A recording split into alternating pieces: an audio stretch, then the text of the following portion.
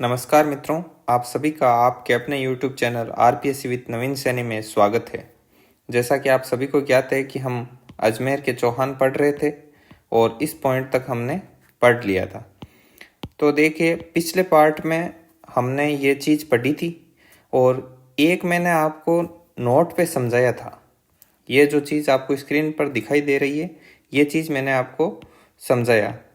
अब देखो, मैंने बताया था कि इसके बारे में लिखा हुआ एक आपको पेज मिलेगा, तो वो पेज कहाँ पर है मैं आपको अभी दिखाता हूँ। ये पीडीएफ है, यहाँ तक हमने पढ़ लिया। उसके आगे देखिए ये वाला पेज। इस पेज में जो मैंने नोट में यहाँ पर ये जो समझाया था वो पूरा डिटेल से लिखा हुआ है। इसको आप अपने नोटबुक में नोट कर लेना। ये क्या चीज़ लिखी हुई है एक बार मैं फिर से आपको पढ़ के बता देता हूँ। इसमें ये रफली मैप है राजस्थान का। अब देखो, 551 ईस्वी में चौहान वंश की स्थापना हुई थी और इनका जो आदि पुरुष थे वो कौन थे? वासुदेव चौहान। 566 ईस्वी में गुहिल वंश की स्थापना हुई थी, वो इनके ठीक 15 साल बाद में थी। प्रारंभिक राजधानी अही छत्रपुर, आसपास का क्षेत्र जांगल प्रदेश, सांबर झील के चारों ओर रहने के कारण चहुमान कहलाए। मेवाड़ में वो सहस्त्रबाहु जो बप्पा रावल ने बनाया था वो मंदिर है। 960 ईस्वी में लक्ष्मण चौहान द्वारा नाडोल, जो कि पाली में है, के चौहानों की स्थापना की गई थी। नाडोल के चौहानों का वंशज कीर्तिपाल चौहान ने 1181 ईस्वी में जालोर के सोनगरा चौहानों की नींव रखी। आगे इन्हीं के वंशज लुम्बा ने 1311 ईस्वी में सिरोही में देवड़ा चौहानों की जो नींव रखी वहां पर। 1113 ईस्वी में अजयराज के द्वारा अजमेर की स्थापना होती है। पृथ्वीराज चौहान की मृत्यु के बाद उसके पुत्र गोविंदराज ने अधीनता स्वीकार कर ली और वहां शासन करने लगा। उसके बाद हरिराज, पृथ्वीराज चौहान का छोटा भाई, ने गोविंदराज को वहां से निकाल दिया। गोविंदराज मोहम्मद गौरी द्वारा नियुक्त, जो उसका सेनापति था, कुतुबुद्दीन ऐबक की शर्तों को मानते हुए रणथंभौर के चौहान शासकों की नींव 1194 ईस्वी में रखी थी। कोटा बूंदी के हाड़ा चौहानों की स्थापना 1241 ईस्वी में देवा हाड़ा के द्वारा की गई। ये चीज़ मैंने आपको यहाँ पर नोट में समझाई थी, तो उसको मैंने शब्दों में बांधने का प्रयास किया और उसको इस पेज पर लिखा। और ये चीज़ आपको अच्छे तरीके से अपने नोटबुक में नोट डाउन करनी है, ठीक है। अब चलिए, ये पेज हो गया। इसके आगे का काम आज हम पार्ट सेकंड में करेंगे। वो देखिए आज हम क्या पढ़ेंगे। ये यहाँ पर क्लियर लिखा हुआ नहीं था, दिखाई नहीं दे रहा था, तो मैंने यहाँ पर लिख दिया है, ये लिख लेना। एक मिनट, ये लो। देखो, चौहानों की जानकारी के प्रमुख स्रोत कि हमको कहाँ कहाँ से चौहानों के बारे में जानकारी मिलती है। कई बार एग्जाम ऐसे पूछ लेता है कि निम्नलिखित में से चौहानों की जानकारी का प्रमुख स्रोत है या नहीं है।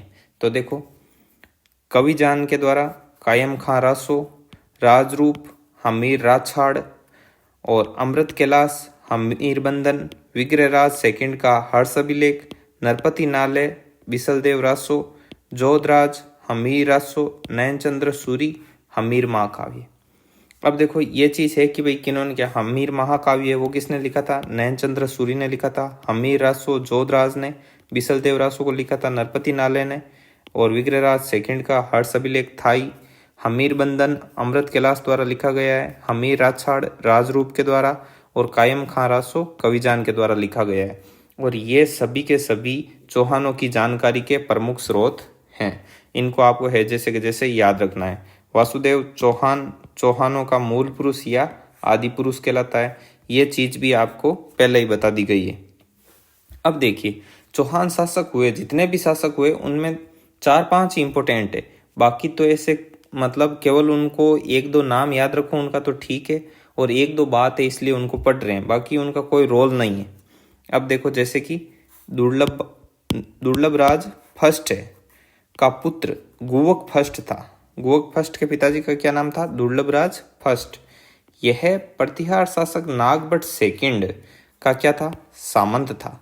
जैसा कि आपको पता है, कल मैंने बताया था पिछले जो वीडियो में कि जो कोई भी शासक आता है नया, कोई नया शासन लागू होता है, तो वो पहले क्या होते हैं, किसी ना किसी शासक के सामंत होते हैं। फिर धीरे धीरे जैसे जैसे उनकी शक्ति बढ़ती जाती है, फिर वो क्या करने लग जाते हैं, वहाँ पर शासन करने लग जाते हैं।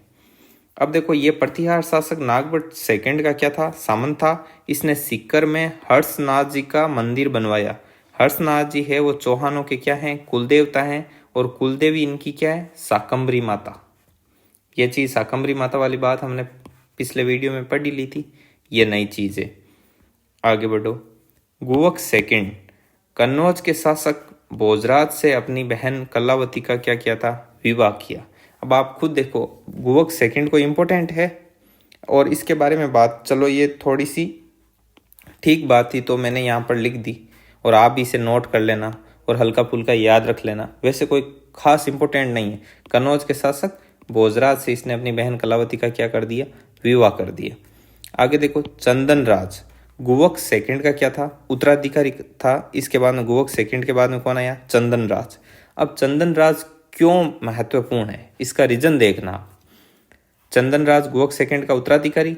चंदन राज ने दिल्ली के तोमर वंशी शासक रुद्र को हराकर अपने प्रभुत्व को बढ़ाया। पहली बात तो इम्पोर्टेंट ये थी कि इसने दिल्ली के तोमर वंशी शासक रुद्र को हरा दिया। अब देखो, दिल्ली आपको पता है शक्ति का केंद्र, और उसको यदि हरा दे तो ये इम्पोर्टेंट बात हुई।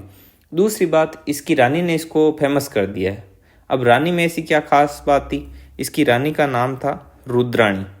इसको आत्मप्रभा के नाम से भी जाना जाता था। यह योगिक क्रियाओं में निपुण, मतलब कि योगिक क्रियाओं का मतलब होता है तंत्र मंत्र की जो विद्याएं होती हैं उनमें ये क्या थी, निपुण थी। और प्रतिदिन 1000 दीपक पुष्कर में महादेव की मूर्ति अर्थात महादेव जी के सामने जलाती थी। ये हुआ चंदन राज का रोल। आगे देखो, ये चंदन राज था, इसका एक पुत्र था वागपति राज फर्स्ट। हर्षनाथ मंदिर के अभिलेख में इसे महाराज की उपाधि से संबोधित किया गया है। बस यही चीज इसके बारे में इंपॉर्टेंट है और कोई खास बात नहीं है। कोई पूछ ले एग्जाम वाला कि हर्षनाथ जी के मंदिर में जो अभिलेख है उसमें महाराज की उपाधि से किसे संबोधित किया गया है, तो वो कौन है, वागपति राज फर्स्ट। आगे बढ़ो। विग्रहराज सेकंड 956 ईस्वी, ये इनका टाइम पीरियड है। प्रारंभिक चौहानों में सर्वाधिक प्रतापी एवं शक्तिशाली शासक कौन था, यही था विग्रहराज सेकंड। प्रतिहारों से स्वतंत्र होकर अपनी स्वतंत्र सत्ता स्थापित की। अब देखो ये इंपॉर्टेंट क्यों है, पहले जितने भी थे वो सब क्या थे, प्रतिहारों के जो सामंत थे, इनका कोई स्वतंत्र शासन नहीं था। लेकिन विग्रहराज सेकंड ने क्या किया, इनसे स्वतंत्र होकर अपनी स्वतंत्र सत्ता स्थापित की। तो ये कितनी बड़ी बात है। और प्रारंभिक चौहान, देखो चौहानों की स्टार्टिंग थी, पहले वो सामंत वगैरह थे, तो फिर इन्होंने क्या कर ली, स्वतंत्र सत्ता स्थापित कर दी। तो यह प्रारंभिक चौहानों में क्या हो गए, सर्वाधिक प्रतापी और शक्तिशाली हो गए। ठीक है। चालुक्य शासक मूलराज फर्स्ट को भी हराया। तो ये बात भी क्या है, इंपॉर्टेंट है। आगे देखिए, ये विग्रहराज के बारे में ही है ये वाली बात भी। यहाँ पर बड़ौच गुजरात, ये बड़ौच है वो कहाँ पर है, गुजरात में, तक अपना राज्य विस्तृत किया। वहाँ अपनी कुलदेवी आशापुरा माता का मंदिर भी बनवाया। ये चीज़ भी इम्पोर्टेंट है।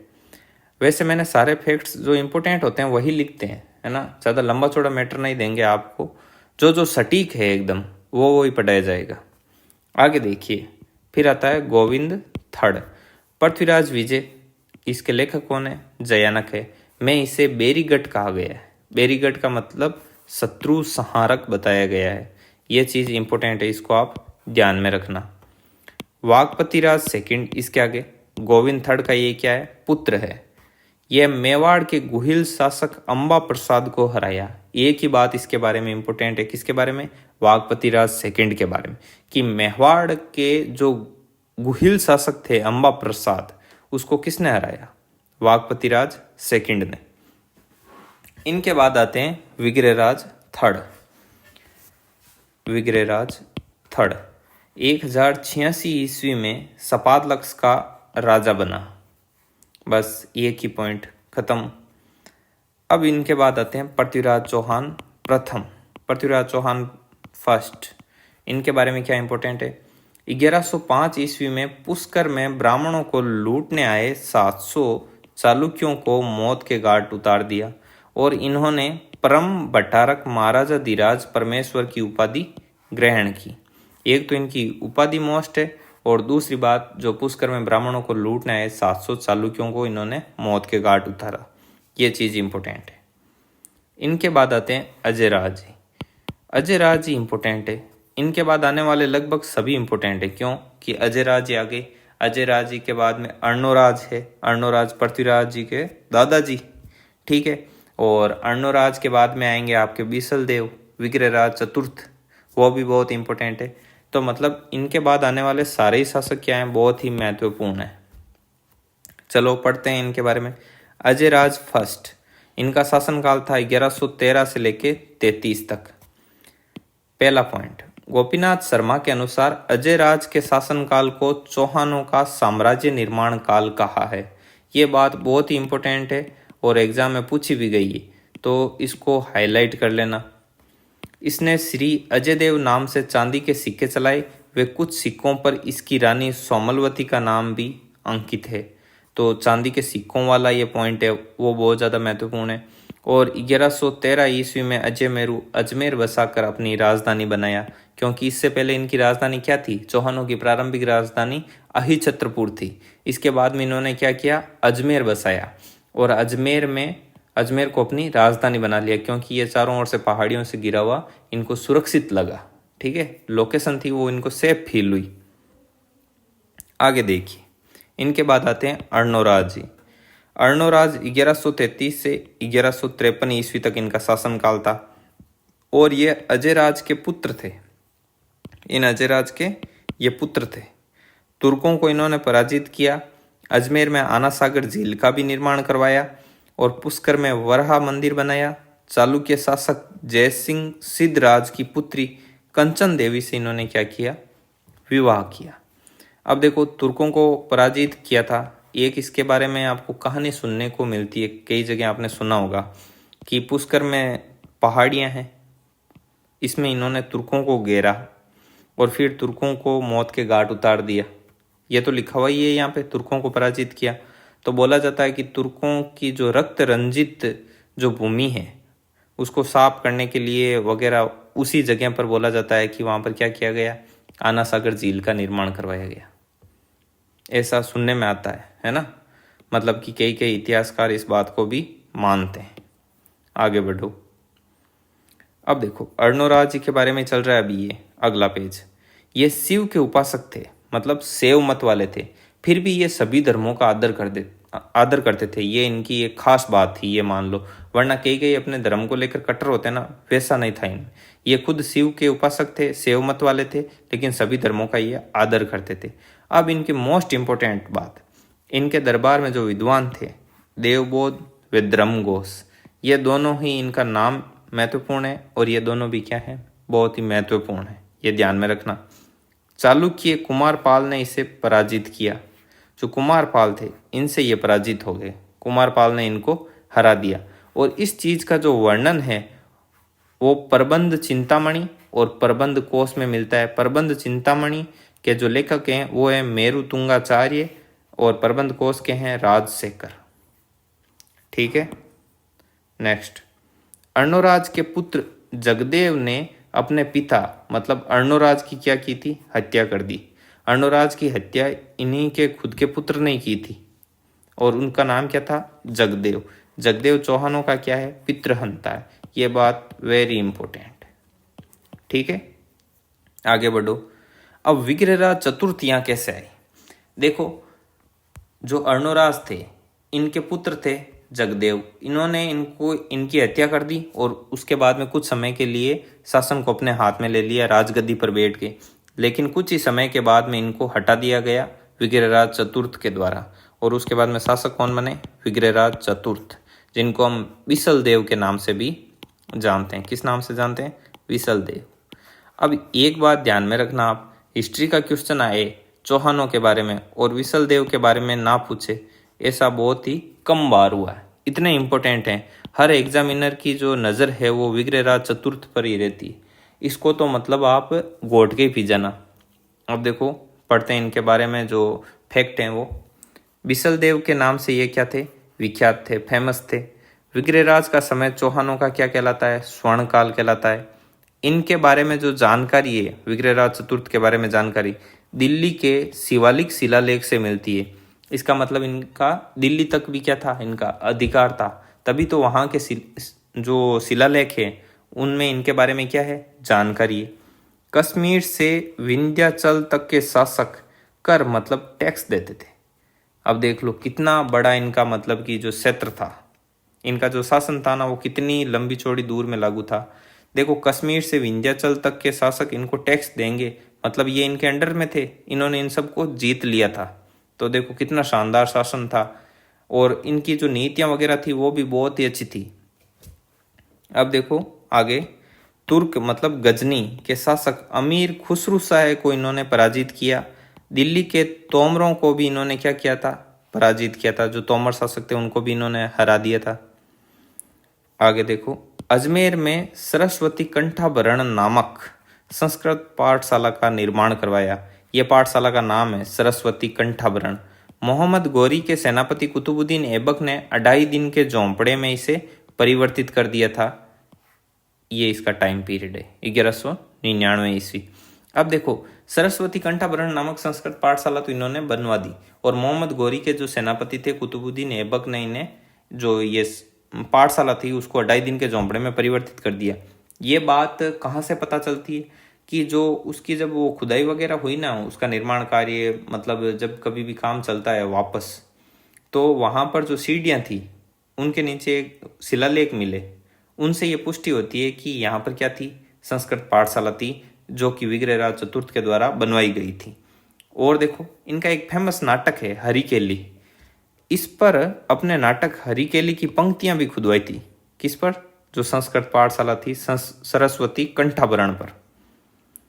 आगे बढ़ो, विग्रहराज विद्वानों का आश्रयदाता होने के कारण कवि बांधव के नाम से जाना जाता था। ये इनकी उपाधि है, वो फेमस है। और जनता में कटिबंधु के नाम से भी क्या थे, लोकप्रिय थे। विग्रहराज हरिकेली नाटक लिखा था इन्होंने।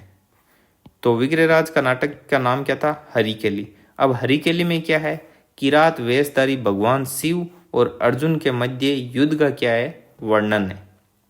अब देखो, जब पांडवों को वनवास और अज्ञातवास मिला, तब जब वो वनवास में थे तो कृष्ण भगवान ने उन्हें कहा कि भाई युद्ध तो होना तय, तो वनवास को आप एक अवसर के रूप में लो और युद्ध की क्या करो, तैयारी शुरू करो। तब जो अर्जुन थे वो पेड़ के नीचे क्या कर रहे थे, भक्ति कर रहे थे शिव और इंद्र वगैरह इन सबको प्रसन्न करने के लिए, ताकि उनसे क्या की जा सके, शक्तियां अर्जित की जा सके। तब बताते हैं कि जो शिव हैं वो किरात के वेश में आए थे, और फिर उनके बीच में जो युद्ध हुआ उसका वर्णन इसमें है। किसमें? हरिकेली नाटक में। उसके आगे देखिए, सोमदेव ने ललित विग्रहराज नामक एक नाटक लिखा था। उसमें किस चीज का वर्णन है? सोमदेव ने जो ललित विग्रहराज लिखा उसमें विग्रहराज व देसल देवी के प्रेम का क्या है, वर्णन है। जो विग्रहराज थे विसल देव, वो किसी से प्रेम करते थे, देसल देवी से, और इनके और देसल देवी के बीच में जो प्रेम का वर्णन है वो ललित विग्रहराज में है। उसके आगे नरपति नाले ने एक नाटक लिखा था, नाटक मतलब साहित्य लिखा था, विसल देव रासो। उसमें विसल देव अर्थात विग्रहराज चतुर्थ वे परमार राजा भोज की पुत्री राजमती के प्रेम का वर्णन है। अब देख लो, इसमें तो इसके साथ प्रेम का वर्णन और इसमें राजमती के साथ प्रेम का वर्णन। ठीक है, ऐसे चलता था इनके बीच में। आगे देखो, जैन विद्वान धर्मघोष सूरी के आदेश पर एकादशी के दिन पशु वध पर भी क्या लगाया था इन्होंने, प्रतिबंध लगाया था। यह बहुत ही अच्छी चीज है, इसको ध्यान में रखना। पर्सी ब्राउन के अनुसार पंजाब साए पीर का 2.5 दिन का उर्स यहाँ लगता है, इसलिए इसे 2.5 दिन का झोंपड़ा कहते हैं। इस बात की पुष्टि कौन करते हैं? पर्सी ब्राउन। और देखो आगे, अबू बकर नामक व्यक्ति की देखरेख में ये मस्जिद बनी थी। जो मस्जिद बनाई गई थी, जो कि अपने संस्कृत पाठशाला थी, उसको तुड़वा कर और उसकी जगह मस्जिद अर्थात 2.5 दिन का झोंपड़ा बना दिया। बोला जाता है कि वो अबू बकर नाम के व्यक्ति की देखरेख में बना था। और संस्कृत पाठशाला थी, उनके जो कुलपति थे उनका नाम पद्मनाभ चौहान था। यह चीज बहुत ही इंपॉर्टेंट है, वेरी वेरी इंपॉर्टेंट। उसके बाद में देखो, जयानक। जयानक क्या बोलते हैं कि कवि बांधव की उपाधि विग्रहराज की मृत्यु के पश्चात निरर्थक हो गई। मतलब कि विग्रहराज की मृत्यु होने पर इन्होंने कहा था कि कवि बांधव की जो उपाधि है वो निरर्थक है। क्यों? क्योंकि कवि बांधव की उपाधि का अब कोई भी आदमी आगे नहीं बचा है। अब कोई शेष नहीं है जिसे कवि बांधव की उपाधि दी जा सके। इतने मतलब माहिर थे कविताओं वगैरह में, साहित्य, कलाओं, इन चीज़ों का इतना ज्ञान था इनको कि इनकी टक्कर का अब कोई इंसान नहीं है। इसलिए कवि बांधव की उपाधि विग्रहराज की मृत्यु के बाद में निरर्थक हो गई। ये बात किसने कही थी? जयानक ने कही थी। किलहोर्न ने क्या कहा? विग्रहराज उन विद्वानों में था जो कालिदास व भवभूति की होड़ कर सकता था। ये बहुत इंपॉर्टेंट है और ये जो लाइन है वो फेमस भी है इन किलहोर्न की। ये कई जगह पढ़ने, सुनने और एग्जाम में भी मिलती है। आगे देखो, बिसल देव ने बिसलपुर कस्बा बसाया व बिसलपुर बांध का निर्माण भी करवाया। ये यहाँ तक बिसल देव का काम है वो खत्म है। समझ गए? अब इसके बाद में एक नोट है। अब देखो, बिसल देव से हम पृथ्वीराज थर्ड तक कैसे पहुंचेंगे उसके बारे में बताया गया। विग्रहराज के बाद गांगेय चौहान वंश का शासक हुआ। कौन हुआ? गांगेय चौहान।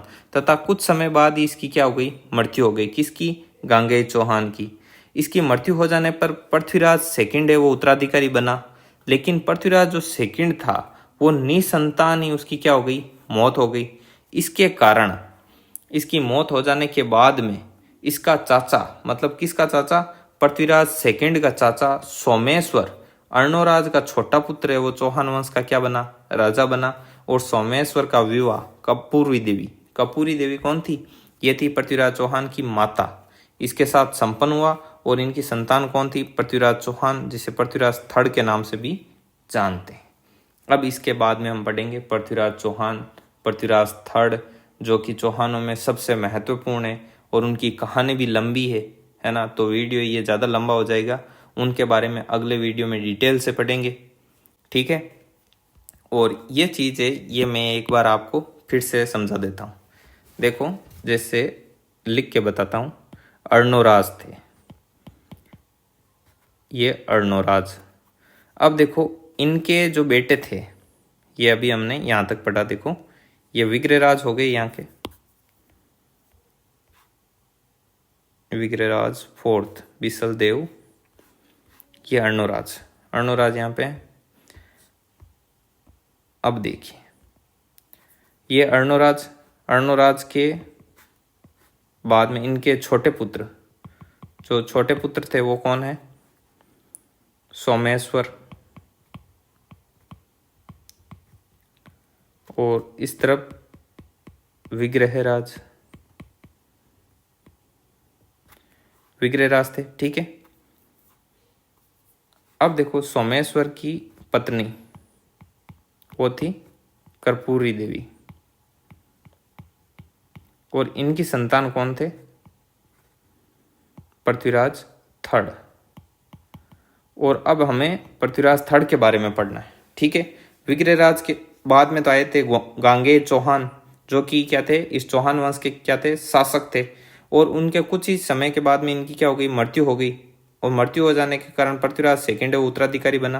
पृथ्वीराज सेकंड है, उसकी निसंतान देहांत हो जाने पर ही इसके बाद में इसका चाचा है वो सोमेश्वर चौहान है वो इस वंश का क्या बना? राजा बना। और सोमेश्वर का विवाह कपूरी देवी के साथ संपन्न हुआ और इनकी संतान पृथ्वीराज चौहान है वो पृथ्वीराज थर्ड था। और पृथ्वीराज थर्ड के बारे में हम नेक्स्ट वीडियो में पढ़ेंगे। नेक्स्ट वीडियो लंबा है, उसको बाद में लेंगे, ठीक है। ये वीडियो देखने के लिए आपको बहुत बहुत धन्यवाद। इस वीडियो को ज़्यादा से ज़्यादा शेयर करना। नेक्स्ट वीडियो में हम पृथ्वीराज चौहान कंप्लीट कर देंगे।